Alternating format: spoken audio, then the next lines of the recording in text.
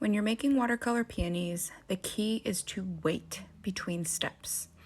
So first I'm going to get a nice color going here. This is a Rouge Vermilion from Case for Making. I'm testing it out to make sure it's dark enough to see but not totally opaque. I'm going to make 3 squiggle lines to start. Notice I'm using a medium round brush. They're going to make a little bit of an arch. 3 little M shapes perhaps. And the arch is going to be somewhat like a half moon. None of my water is going to go below there. So if you notice, I dip my brush in the water to reduce the pigment. I really want these little 3 petals to be very light. So I pulled in a little bit more water and I'm just pulling down the existing color that I placed on there first.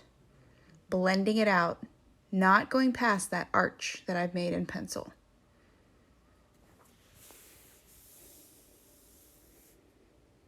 That's step 1. I'm going to turn this around and show you how to do it again so you can see without me talking over it. But the key really, the reason I'm doing this again is so we can let that first one dry. And I'm going to move this next one in another position so it's facing a different way. So I'm going to turn my whole paper eventually. But first I'm going to mix up a brighter Rouge Vermilion color with a little bit of flame red. And my 3 squiggles are going to be going a different way. So my peony essentially is going to be facing to the right. Now I'm turning my paper so I can get a better angle, and I'm bringing in just water to pull down the existing color.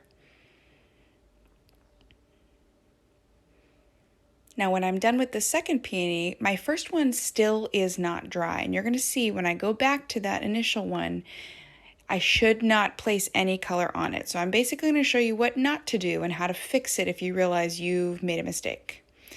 So on the second one, I'm going to go back here and now I'm going to bring in some pigment. But as soon as I place the pigment down, I notice that it is just going to bleed everywhere.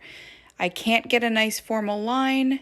It's not a crisp line because the peony petals are still wet. So I'm just going to blend out that color with a little bit of water, and we're going to go back to that when it's completely dry, because the next step, I need those first 3 petals to be dry. Now we're good. So I'm going to take my pigment again, and I'm going to place 2 more squiggly lines in between those existing 3. So here's one in that M shape almost. Here's another one in that M shape. And once I get the pigment in, I'm just going to bring in some color and pull down, blending it out so as not to go below that arch I made in pencil.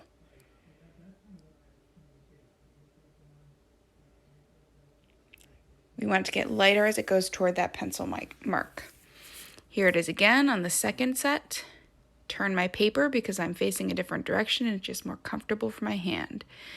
2 M shades alternating between those existing 3.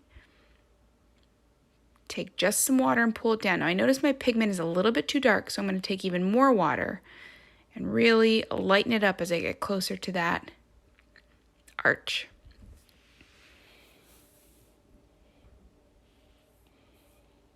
Now the next step, I'm erasing that arch a little bit, but really you don't have to do that. We're going to cover up those lines, but if you wanted to erase them before we even start, that might be best. Anything you paint over in terms of pencil will be locked in. These will slowly disappear, but I just wanted to show you, you can erase it. But now we're going to be doing the bottom arch. So imagine there's a little bottom arch there that we're going to be working around for 4 petals kind of coming down off the bottom of the peony. So 1 from the side, but notice I used the side of my brush and really organically just fluff it out. There's 1. On the other side, side of the brush, fluff it out. Bring a little water in to soften up those edges so it looks like a petal. Does not have to be perfect. This is a loose peony. And then 2 more right on that arch line. Bring in some water to fluff out that petal.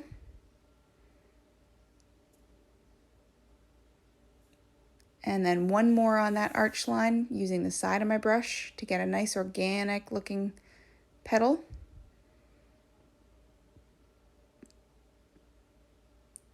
And if you splash like that, not a big deal. As soon as you can, rip off a little piece of paper towel and just sop it up with your paper towel and it is gone. Now I'm going to do the same thing on the other flower, not before softening up these little edges. So once again, we have a petal on one side using the side of my brush, down below, to the side, and then one more. And I'm going to be going back and really smoothing these out so they look nice and fluffy, kind of hanging off the bottom of the peony.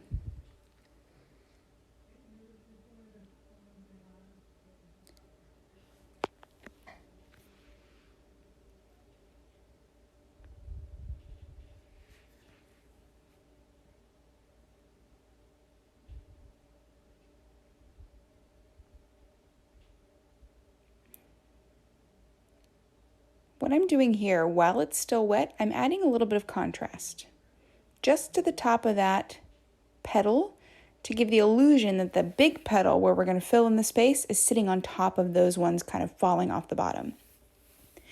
But now I'm going to go in and mix a good green. This green I have on this palette is pretty grainy, so I have to pick up a lot of the pigment, so you'll see me mixing. And I've given this perspective so you can see how I'm dipping my water, I'm getting into my paint, and swatching it when I need to, and then bringing it to the paper when I'm ready. Now, the way I'm going to do a leaf for you is really wet your brush, make sure you have a lot of pigment, and notice how I'm pressing down. Press and release. Organic looking leaves. Pick up more pigment. I can tell that I'm running out a little bit. You want it to be pretty smooth. I'm going to add a little darkness to these. But basically you want to utilize the thickness of your brush. Start thin, apply pressure, come back to the thin.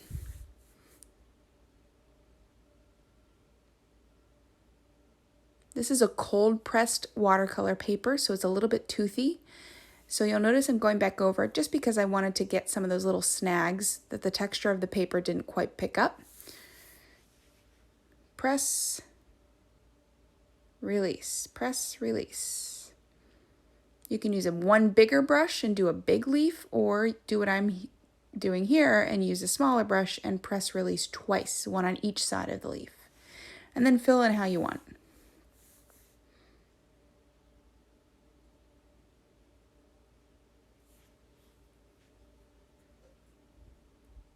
Now when you're looking for a color, I usually try to mix a green with a little bit of blue and perhaps a Payne's gray.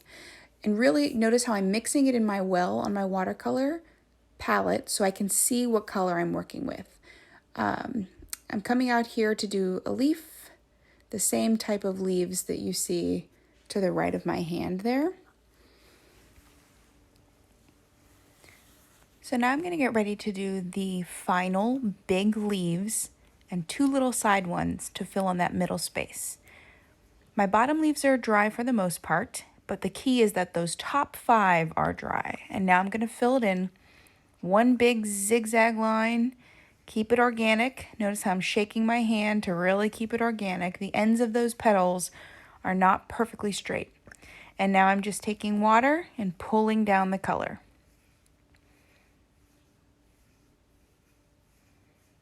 Making the tops pretty organic, pulling down the color with a little bit of water.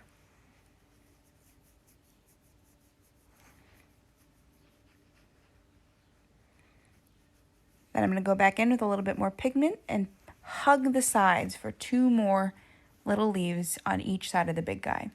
Take a little water and fluff them out, pulling that pigment out to soften the edges.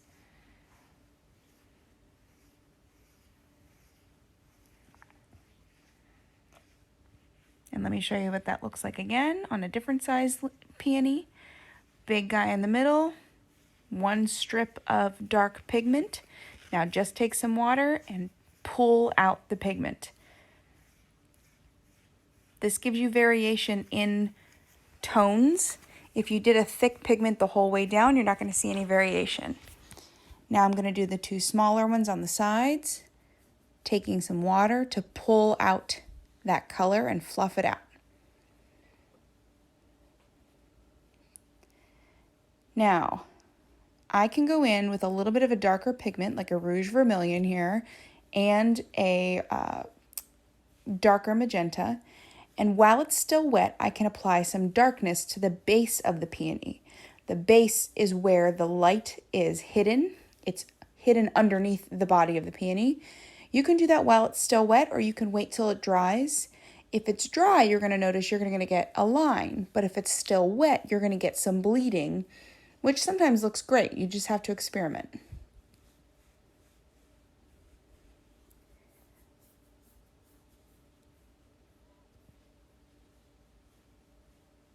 By adding those shadows and contrast, you're giving the illusion of light and dark.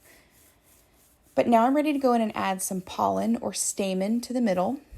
Now those top 5 original petals are dry, so I can go in with my gold, ochre, or perhaps a darker orange and place some pollen in the middle, just as long as I'm making sure not to touch that bottom big leaf we just did. If it touches a little bit and bleeds, not a big deal. But I would say make little dots. Less is more, and your peonies are complete.